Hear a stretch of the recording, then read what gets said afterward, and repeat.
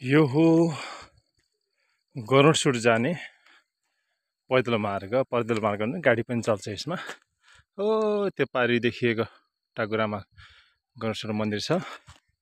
हामी यता केवरे भान्ज्याङ स्याङ्जाको केवरे भान्ज्याङबाट यसरी यो जान सकिन्छ खुट्टाले हिँडेर।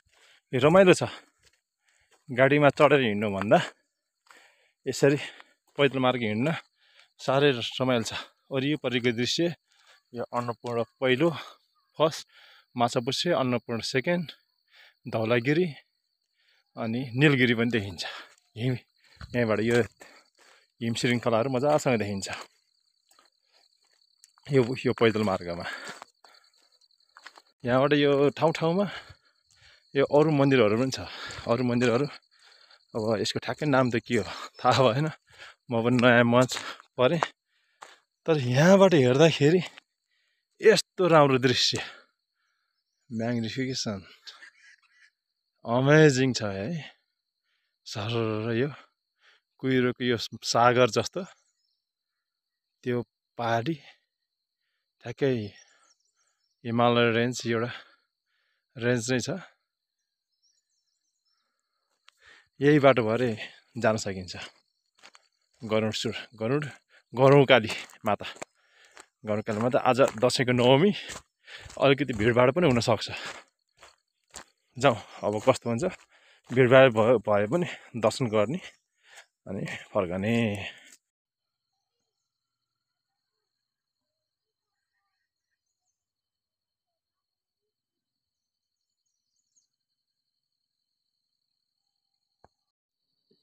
कुनै ठाउँ अलि अप्ठ्यारो छ है। यो बाइकहरू गाडीहरूको गाडीहरूको लागि अप्ठ्यारो जस्तो देखिन्छ, तर त्यति अप्ठ्यारो त होइन। त्यो हेर्दाखेरि त्यो पारीको बाटो बहुत राम्रो, धेरै राम्रो देखिँदो रहेछ। त्यसलाई व्यवस्थित तरिकाले वालहरू, ठुलो वालहरू उठाएर बाटोलाई सकेसम्म राम्रो बनाउन कोसिस भएको रहेछ है।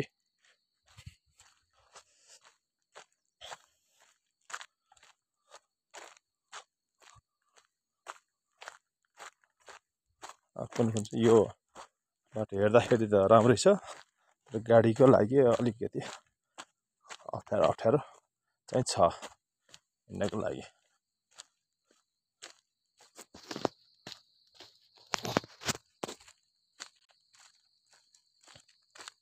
यो ठाउँमा आइसकेपछि अलि तल्लोबाट फरक ठाउँमा जान्छ। यो माथिल्लो बाटो यो वालिङतिरबाट आउने अलिकति व्यवस्थित छ बाटो। यो माथिल्लो बाटो आउने, यो तल्लो बाटो चाहिँ अर्को ठाउँमा जान्छ भने यो माथिल्लो बाटो लेफ्ट साइडतिर चापेर माथितिर आउने। अनि कुनै ठाउँमा राम्रै छ बाटोहरू, कुनै ठाउँमा ठिकै पिच रहेछ, ब्ल्याक टपिङ बाटोहरूलाई अलिकति व्यवस्थित गरेकै रहेछ है, राम्रो छ यहाँ।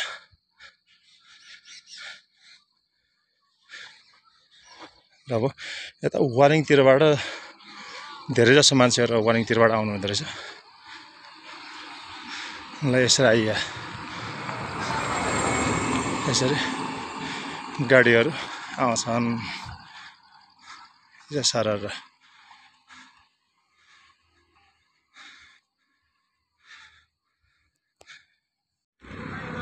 यो यता अदमरा भन्दो रहेछ।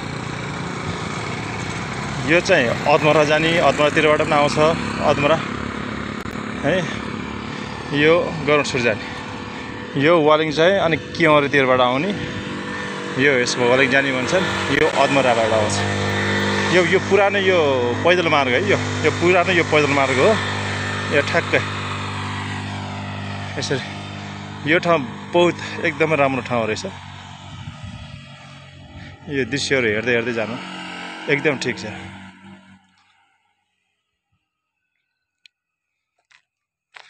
सायद यो सरकारले र यहीँका पालिका वालिङ नगरपालिका अन्तर्गत पर्छ।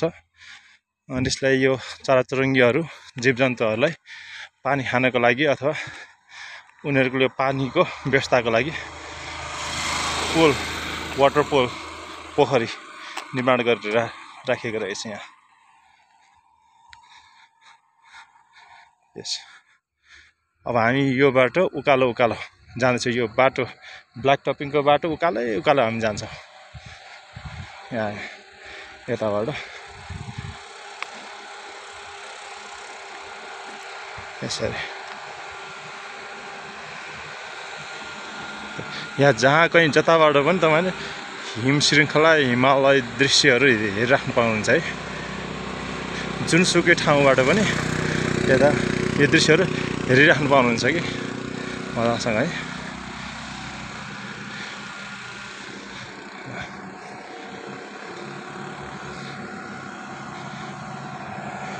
यसरी गाडीहरू यसरी आउँछन् है।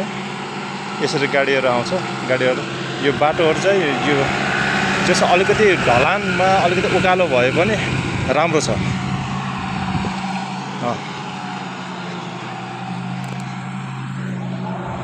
यही ठाउँ हेरौँ न।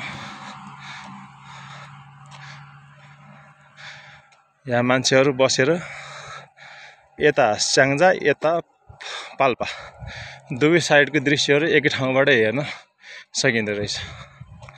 दुवै साइडको यसरी हामी यताबाट हेरौँ भने यो पाल्पा सेक्सन पर्यो, पाल्पा एरिया पर्यो।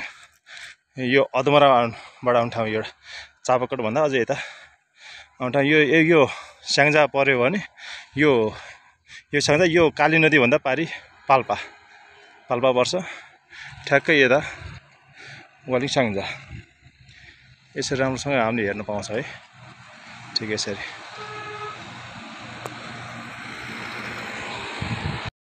बाटोहरू चाहिँ यसरी राम्रोसँग मिलाएको छ। यहाँ उकालोमा पैदल मार्ग भने छुट्याइएको त छैन।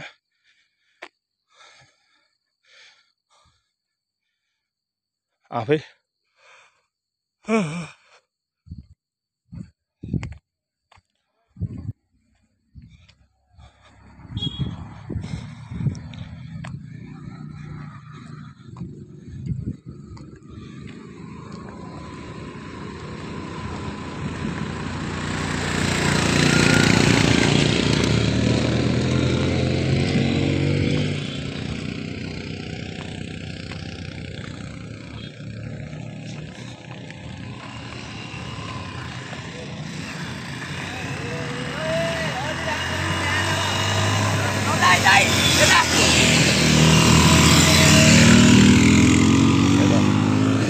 यो बाटो ब्लक रहेछ। ठिक छ।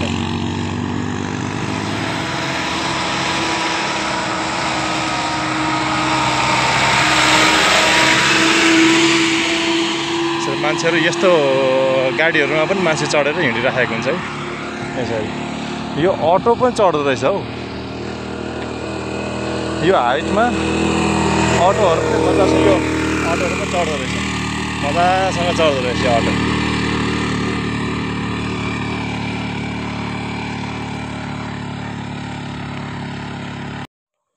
यो ठाउँमा आइसकेपछि अलिकति सानो सानो दुई चारवटा एउटा रिजोर्ट रहेछ। Himalayan resort, hill view resort, Himalayan view resort रहेछ। यसमा एकछिन बस्न पनि सकिन्छ। यो पुग्नै लाग्दाखेरि अब धेरै बाँकी छैन, लगभग 20-25 मिनटमा माथि पुगिन्छ। यता पुग्नै लाग्दाखेरि एउटा सानो ठाउँ बसेको ठाउँ रमाइलो ठाउँ रहेछ यो। यसो पानी सानी पिएर हिँड्दा हुन्छ नि। ट्रेक नै आउने हो भने अथवा गाडीमा आउँदाखेरि बाइकमा आउँदा पनि यो ठाउँमा रोकेर पानीहरू पिएर माथि जानु चाहिँ ठिक रहेछ। यो ठाउँ छोडेर हामी उकालो लाग्दैछौँ। रमाइलो दृश्यहरू भ्यू राम्रो छ। भ्यू हो। यसरी हामी माथितिर लाग्दैछौँ। यहाँ मान्छे खुट्टाले पैदल हिँड्ने भनेको बिरलै मात्रै देख्न पाइँदो रहेछ। खासै मान्छेहरू पैदल कोही पनि हिँडेको देखिएन। त पैदल हिँड्दा छुट्टै रमाइलो हुन्छ है। एउटा अलिकति खाली समय निकालेर पैदल हिँडेर आउनुमा धेरै राम्रो छ।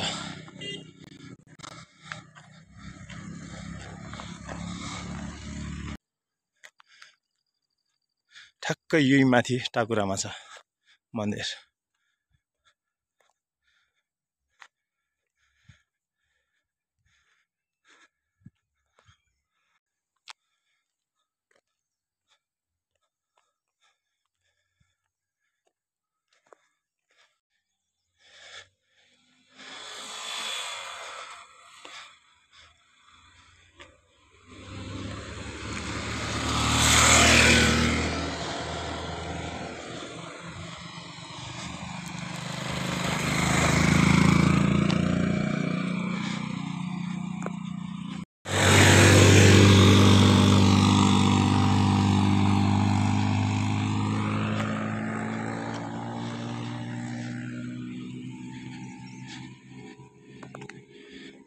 लगभग हामी पुग्न पुग्यो है।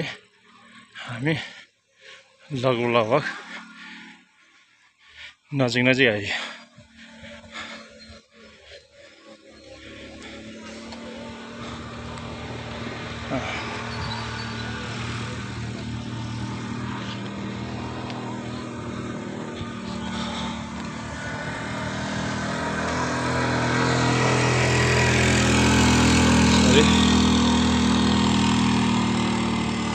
हामी जे होस् मन्दिरको पार्किङ स्थल भनौँ न, गेट रहेछ यो। पुरानो नेवारी कला, पुरानो नेवारी कलाहरू देखाइएको रहेछ। आँखी झ्यालहरू त्यसले इँटाको प्रयोग भएको हो, अनि इँटामा बुट्टा भएको यो प्रयोग भएको रहेछ।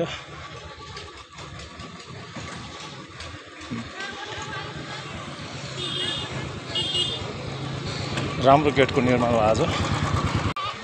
ठ्याक्क आँखी झ्यालहरू पनि प्रयोग भएको छ। यो भक्तपुरको तेल इँटाहरू प्रयोग भएको छ यसमा। यो सबै भक्तपुरको तेल इँटाहरू।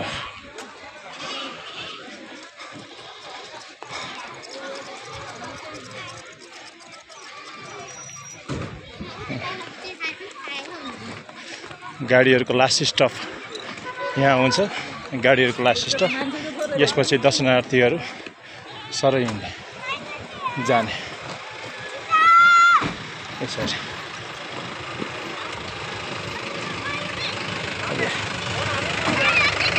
भद्रगोलले गर्दाखेरि जोखिमपूर्ण नै छ। यी बाबाहरू भन्नेहरू जहाँ पनि पुगिहाल्दो रहेछ है। यो मन्दिरको छेउछाउमा पुगिहाल्ने। म आजसम्म शक्तिपीठहरू जहाँ गएको छु, म उनीहरूलाई देखिहाल्छ। आफ्नै संसार छ, आफ्नै तरिकाले जिइराख्नु भएको छ होइन। ठिक छ, त्यो त यो सानोतिनो किनमेल पनि हुँदो रहेछ यो मन्दिर वरिपरि। किनमेल घरेलु हात हतियार भनौँ न, घरेलु औजारहरू, घरमा चाहिने औजारहरू यता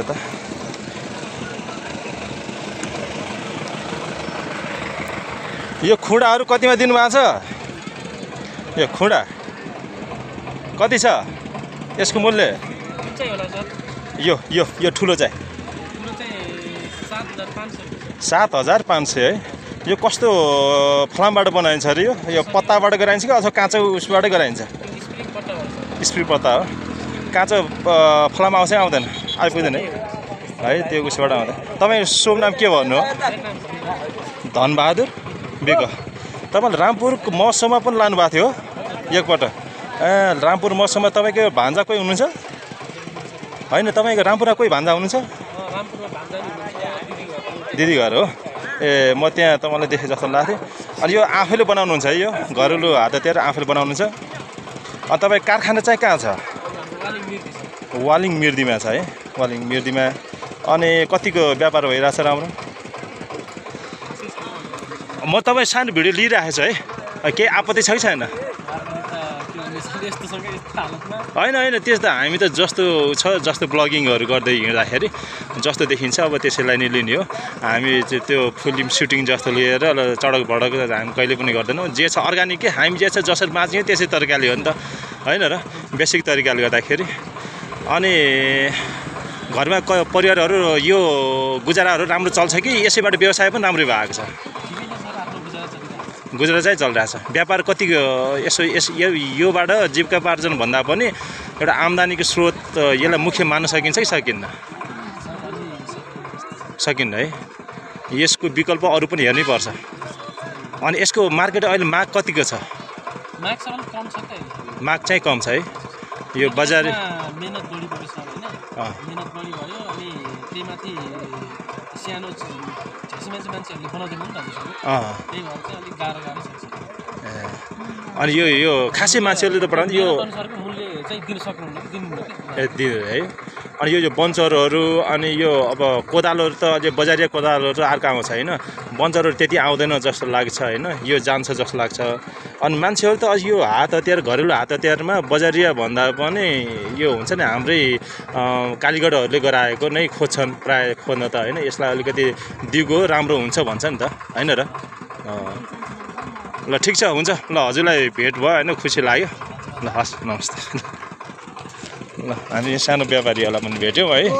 अनि यहाँ ठिक ओहो यहाँ ओपन टन्नै हुँदो रहेछ। अनि यहाँ जुसहरू खाने ठाउँ, यो खाजाहरू खाने ठाउँ, यता त निकै रमाइलो ठाउँ रहेछ। यहाँ यता जुत्ताहरू राखेर जानुपर्ने ठाउँ रहेछ। जुत्ता यहीँ